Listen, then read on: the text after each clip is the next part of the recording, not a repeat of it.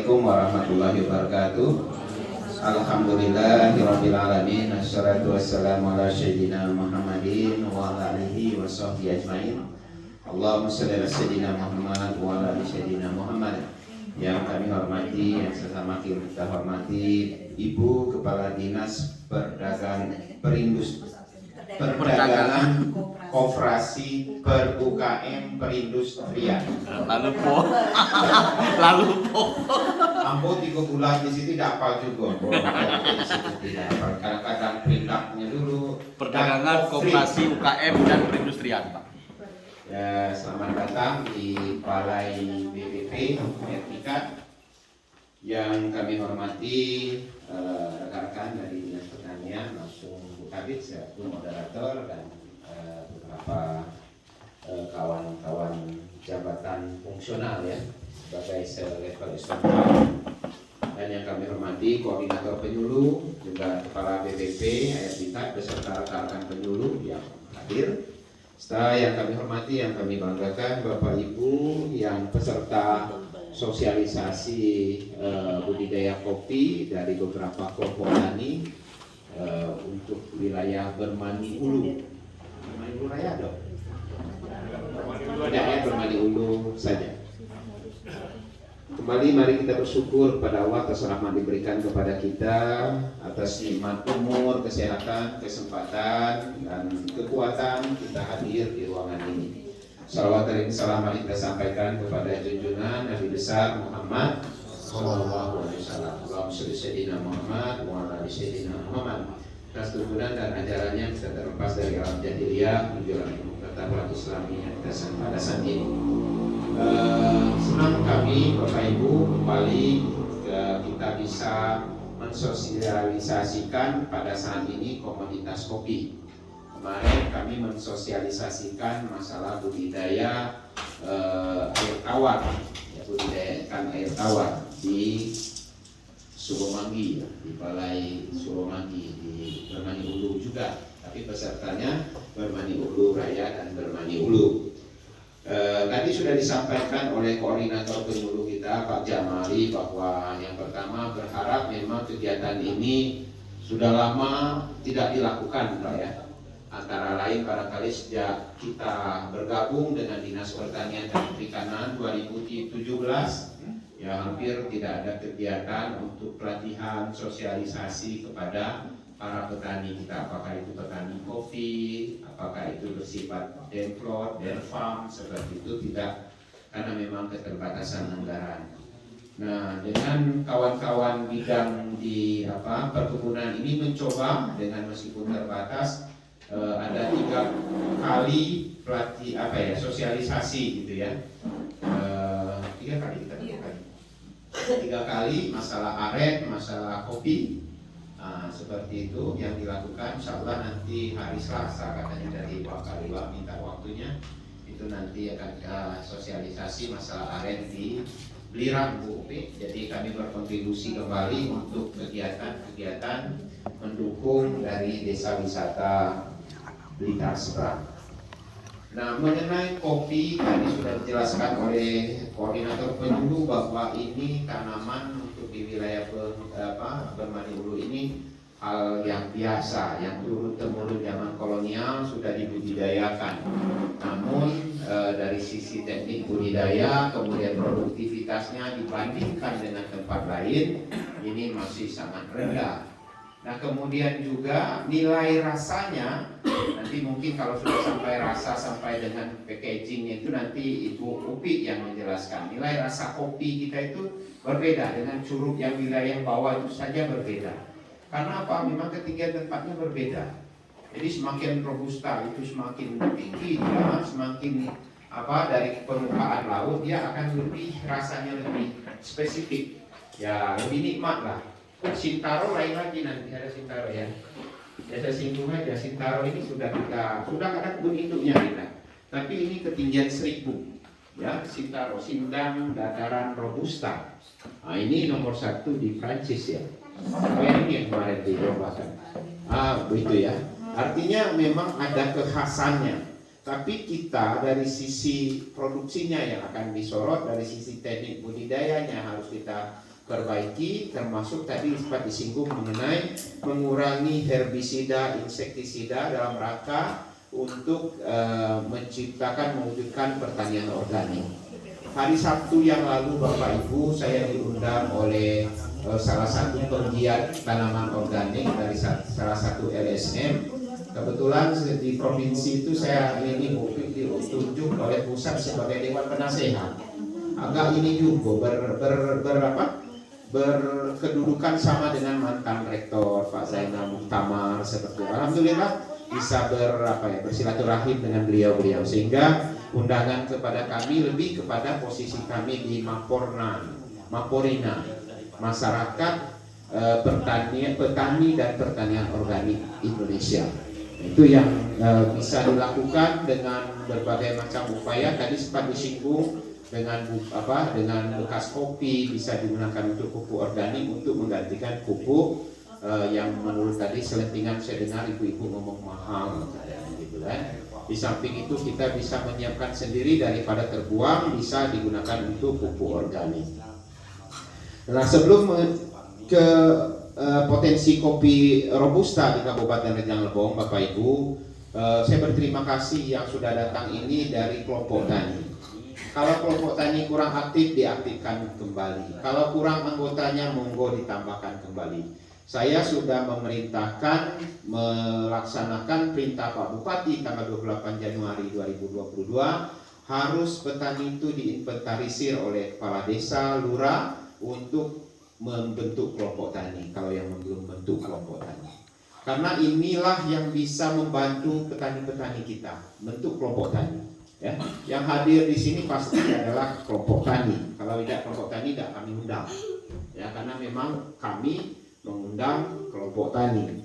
Hal yang sama untuk kebutuhan bantuan bibit, sarana produksi, hand traktor, ya, semuanya itu melalui kelompok tani.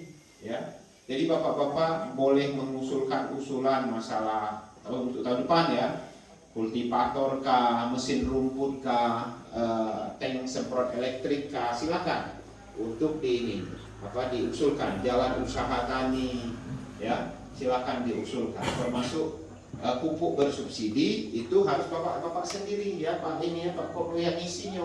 Kalau bapak-bapak tidak ngisi akan dapat.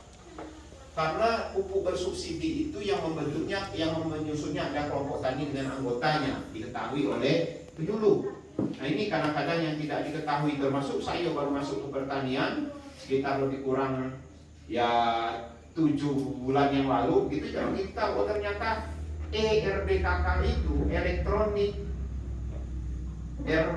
rencana kebutuhan kelompok, definitif kebutuhan kelompok itu dibuat oleh petani, kelompok tani, lalu disetujui oleh penyuluh, lalu dari penyuluh nanti disetujui oleh salah satu bidang di pertanian, baru biasa kita kirim ke secara online. Kalau tidak nyusun itu, meskipun bapak kelompok tani tidak akan bisa nebus pupuk bersubsidi. Nah, kami sepakat kemarin dengan kawan-kawan penyuluh yang bentuk kelompok tani, petani-petani kita ini baru 30%. 70% ini tidak bentuk kelompok tani. Sehingga kalau kita umpamakan kebutuhan pupuk urea saja 100 ton, kan? 30 ton yang diusulkan, 70 ton tidak ada yang usul. Nah, mananya cukup itu, Pak Sola beri pupuk yang mahal tadi. Harga pupuk urea seberapa besar? 565.000 kalau tidak salah. Nah, pupuk bersubsidi urea bersubsidi itu hanya 112.000. Berarti berapa kali lipat? 4 kali hampir, 3 kali lebih. Itulah bedanya. Sehingga kalau harga pupuk mahal ya semua biaya produksi mahal. Nah, oleh karenanya kami menghimbau kembali, tolonglah Bapak Ibu, sanak-sanak kita, pasal-pasal itu, hati di teman kelompok tani, kenapa kelompok tani, doa dipacak kami itu mulung, itu yang bisa kami bantu. Kalau nggak bisa kelompok tani nggak bisa. Termasuk di teman sawah silakan menggunakan ini mengusulkan RJIT, rehabilitasi iringan dari irigasi tersier, bisa mengusulkan embung, kalau ada kakak sumber air, ya kan, bisa menatbet pasal ke itu silakan. Tidak memang dari dana APBD. Dana APBD kami tahu persis lah keterbatasan. Kami mengusulnya melalui dana APBN. Alhamdulillah tahun ini kita dapat yang ini jaringan irigasi itu 10 titik, termasuk di apa tuh? Supplier ikan tuh, tempat pulau. Tempat tanam dalam. Kemarin ya Pak ya kita langsung mengukur. Alhamdulillah saya sempat mengukur juga ke situ seperti itu. Di air bening untuk embung. Ya, kalau embung itu syaratnya Bapak Ibu harus mengikhlaskan tanahnya dihibahkan untuk kelompok itu. Nah, yang embung itu bisa buat nanti seperti Suramanggi itu. Bisa jadi bendungan, bisa jadi tempat wisata, bisa untuk melepas ikan, bisa tempat mancing, luar biasa nih. Nah, kemarin kami agak tertati-tati yang perpipaan, ya harus ambil dari TNKS. Ya airnya minta izinnya, minta ampun susahnya gitu ya, lambat gitu ya. Sementara kita dikejar waktu APBN itu Juni ini sudah menyerap anggaran. Nah itu yang memang kemarin akhirnya dapat juga Ibu Kades menunjukkan ada lahan dia yang di luar TNKS ada sumber airnya, alhamdulillah sudah bisa terrealisasi. Nah kita kembali dengan ini, karena Ibu Pi juga ada ini nih jam 1 beliau mudah-mudahan ke zuhur selesai lah. Ya. Masalah kopi robusta ini sebagai informasi saja kepada Bapak Ibu ya, memang tidak ikut jadilah Kabupaten Rejang Lebong ini menjadi sentralnya kopi, bukan hanya kita wilayah Kabupaten Rejang Lebong, juga untuk Provinsi Bengkulu ya. Kadang-kadang disebut segitiga emas ini kopi, bahwa Rejang Lebong ini kan ya segitiga emasnya ini ada Bengkulu, Lampung dengan Sumsel, itu ada di situ gitu ya, sebagai penghasil kopi robusta. Kemudian masih kita ini produk primer, artinya itu belum ada pengolahannya. Ya kini ini malah pengolahan itu digojer gitu ya. Ya kan? Padahal itu nilai ekspornya turun itu. Yang tukang beli juga lebih banyak hancur daripada ini akan ditengok. Apalagi yang jemur di jalan. Ya jangan di samping tidak boleh, di samping itu juga kualitasnya akan jelek, harganya akan turun. Oleh karenanya kami dari Dinas Pertanian itu berupaya betul ada peti merah. Nah kan? Kami bantu, nanti Bapak Ibu ingin ada UPH, ya kami yang mengusulkan, misalnya tahun ini kami fokus ke Belirang dulu Ibu UPH tuh sudah ada RMU-nya, sudah ada untuk pengolahan, tapi harus peti merah karena alatnya itu hanya bisa mampu melepas kulit merahnya, kalau yang hijau udah galaknya. Nah, jadi alat itu, jadi terpaksa mereka itu kemarin uji coba ya dari WHO ya, dari provinsi, dananya tidak dari kita Pak. Dananya mintanya ke APBN gitu ya. APBN melalui provinsi untuk kabupaten. Nah, untuk yang menentukan kabupaten itulah. Sayo misalnya menentukan Bukabit itu tolong di air pika, Harupan, nah, seperti itu. Itu tolong di mana? Karena banyak yang ngusul. Nah, yang tidak tahu ini tidak yang ngusul, tidak ada promosi, tidak bisa kami mengusulkan. Hal yang sama terkait dari insyaallah tahun depan banyak mesin rumput dari APBD provinsi yang sudah dapat bocorannya dari Ketua Komisi 2. Kebetulan orang kita juga kan. Nah, ada juga elektrik usul lah. Kalau Bapak jangan usul ya tinggal Bapak nonton baik dan ngangkong kan. Kira-kira pengangkong. Nah untuk diketahui produksi kopi kita ini luas keseluruhan ini 29.000 lebih. Kemarin saya diminta Bapak Ibu sebagai narasumber akreditasi sains perkopian UPP. Saya agak salah sebut kemarin itu Bu Ija, tapi saya langsung koreksi dengan asesornya. Mohon maaf bukan 5.000 tapi 29.000. 9.000 tetapi 29.000. Iya, saya berpikir seperti itu. Ada 29.000 lebih. Nah, ini Bapak Ibu anak-anak yang mau kuliah, saya promosikan juga di UPP ada sains perkopian. Satu-satunya di Indonesia ini yang S1-nya sains perkopian. Di IPB daerah Tuwo yang sudah tahun 50-an, 56 kalau tidak salah IPB itu berdiri itu belum ada, baru ada D3. Nah kalau memang anak-anak kita mau melanjutkan pendidikan bisa melanjutkan di UPP itu, ya sekaligus lah menyampaikan karena itu milik Yayasan Pak Betulai. Kemudian juga ada tenaga-tenaga kita ini kemarin mahasiswa saya, kebetulan saya masih aktif waktu di Stiper itu, bimbingan saya memang ahli nyetek Bu Habib ya, dia dapat uang banyak tuh tukang setek. Kemarin penelitiannya masalah stek kopi. Nah ini salah satu peningkatan budidaya, teknik budidaya untuk meningkatkan hasil dan juga untuk meringankan pengolahan daripada budidaya kopi. Nah dari 29.000 tadi baru 19.000 600 sekian yang 625,21 hektar yang menghasilkan. Ya, ini informasi saja. Nah, produktivitas, makanya aku tanya dari berapa produktivitas ini? Kata Korlu berkisar 8 sampai 1 ton. Nah, catatan kami rata-rata kita Kabupaten Rejang Lempung ini baru 900 kilo per hektar. Bandingkan yang di Lampung tadi kan. Nah, 900 kilo per hektar, rata-rata ada kebun hektar dekat? Rata-rata. 2 hektar, ada di 2 hektar? Cantik cua rata-rata 2 hektar, saya meyakini tidak. Ya kan? Oke, kita mendapatkan 2 hektar. 2 hektar kali 900 kilo berapa? 1,8. 1,8 rego kini berapa? 20.000, jadi dapat berapa juta tuh? 36.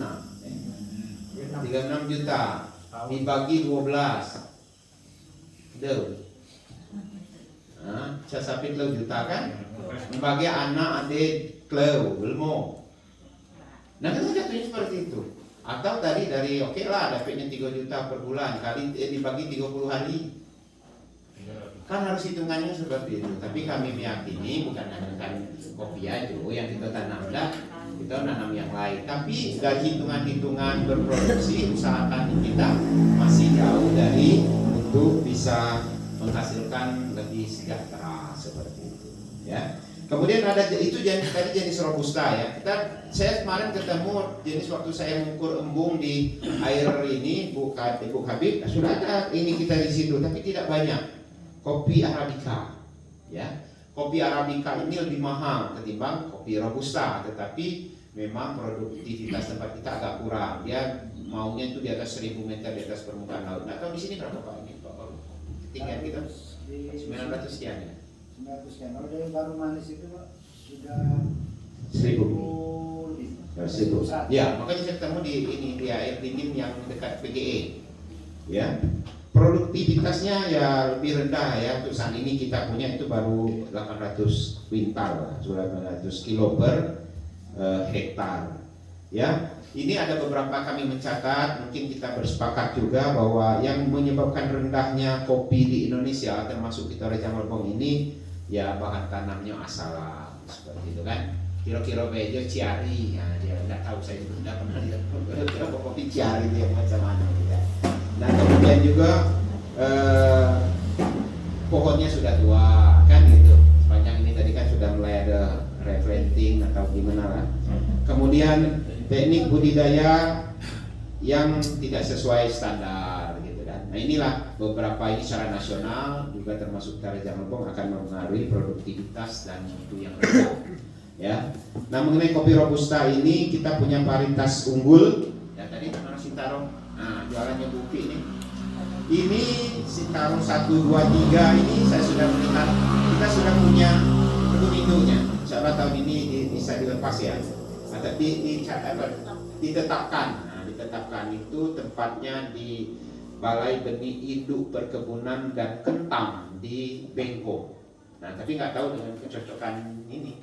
Tapi ya penyesuaiannya ya, karena tadi di atas 1000. Juga ada punya kepahyang, tapi kita kembangkan juga. Namanya kita berjualan kan. Harapan kita ke depan orang ngambil bibitnya gitu. Sehasen ya. Sehasen. Nah, di situ ada. Saya sudah melihat kemarin sudah bisa untuk digunakan nanti batang atasnya itu. Entresnya ya. Nah ini ada ini sudah ini Sintaro ini sudah kita inikan dengan Pak Menteri ya, varietas unggul dengan SK Pak Menteri pada tanggal 17 Oktober 2014 yang lalu. Ya nama lokal apa nih? Nama lokal ada Kromoan ya. Sintaro 1 itu nama lokalnya Kromoan. Biji termasuk berukuran bijinya besar, kemudian jumlah biji setiap 100 gram bisa mencapai 283. Nah ini potensinya itu bisa produksi per pohon ya bisa 5.577,8 gram bukan kilogram ya, atau ya estimasinya per hektar bisa 1,7 ton. Nah rata-rata kita tadi kan baru 900 seperti itu 800 gitu, atau memang di sini bisa 1 ton, ini 1,7 ton. Kemudian Sintaro 2 ini juga hampir sama ya, tetapi produksinya lebih tinggi lagi 2,2 ton per hektar. Kemudian Sintaro 3 produksinya 1,8 ton ya.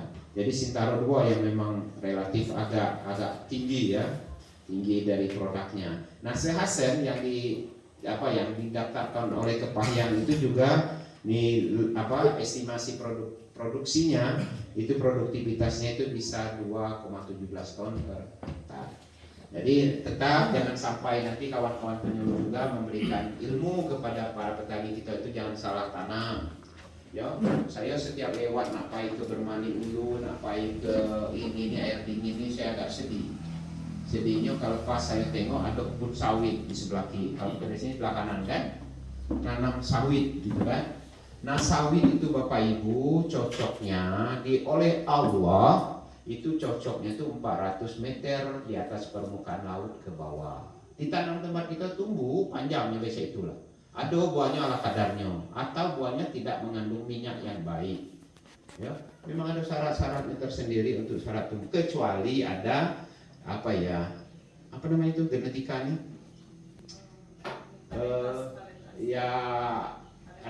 Ya seperti rekayasa genetika.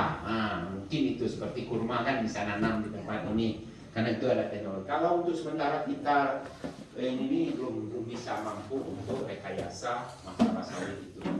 Ya, karena memang di Arab mungkin ada nanam itu, ya kan? Nilai ekonominya juga tidak sama dengan kurma, gitu ya.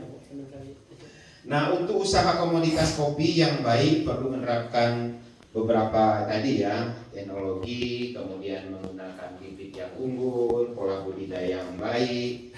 Nah, kemudian pertanian organik tadi itu memang sudah harus kita lakukan. Jadi manakala memang ada sisa dari menumbuk padi, seresahnya atau dedak kopi, dedak ini bisa. Saya dulu waktu di BP4K kami biasanya ada membuat ini itu sampai 1 ton ya per sekali buat dengan NH4 ya. NH4 ya. Ya mohon maaf lah, tidak begitu familiar ya dengan zat kimia itu ya. NH4 itu bisa kita membuat dari bekas ini itu 1 ton sekali buat gitu kan. Dengan ini tidak begitu banyak. Nah, ini juga keterbatasan anggaran juga kami tidak bisa mendemo itu. Kalau dulu kita di BP4K ada anggaran dari Bapollo gitu ya. Ini Bapollo-nya sudah bubar sejak di mergernya pertanian ini penyuluhan ini ke pertanian. Kemudian masalah kelembagaan pengelolaan hasil perkebunan Kabupaten Raja Ampat ini juga Bapak Ibu mulai dari Dinas Pertanian ya sampai dengan di bawah kelompok-kelompok tani ini sangat penting mendapatkan bantuan sarana budidayanya ya. Nanti kami bisa tolong di kelompok tani sampai dengan 2021 ini ada yang namanya program sarana pengembangan kopi unggul itu menyambung klon Sintaro ya, tahun ini tidak ada lagi belum sarana pengendalian organisme pengganggu tanaman kalau ada yang kena penyakit. Kemudian ada sarana pengolahan kopi basah dan kering, heller, pulver, dan solar dryer. Ini bisa kita usulkan nanti. Kemudian ada sarana pengolahan kopi kering dan juga sarana pengolahan kopi bubuk. Nah, silakan nanti kalau yang bisa bersinergi, berkolaborasi dengan Dinas Pertanian dan Perkebunan, Bapak Ibu bisa mengusulkan dengan proposal. Mengenai membuat proposal, tanya dengan penyuluhnya karena di situ ada tantangan penyuluh, ada tantangan kades, bukan hanya kelompok tani. Kalau kelompok taninya baik dan kami terima karena tidak diketahui secara ini. Nah, ini barangkali yang bisa kami sampaikan dalam kesempatan ini. Nanti bisa kita diskusikan. Atas perhatian Bapak Ibu kami ucapkan terima kasih. Mohon maaf dalam penyampaian ada kurang berkenan dan juga kadang-kadang melebar materinya kemana-mana. Nah, ini juga adalah untuk kebaikan kita bersama, menyampaikan informasi untuk kita semua. Terima kasih. Assalamualaikum warahmatullahi wabarakatuh.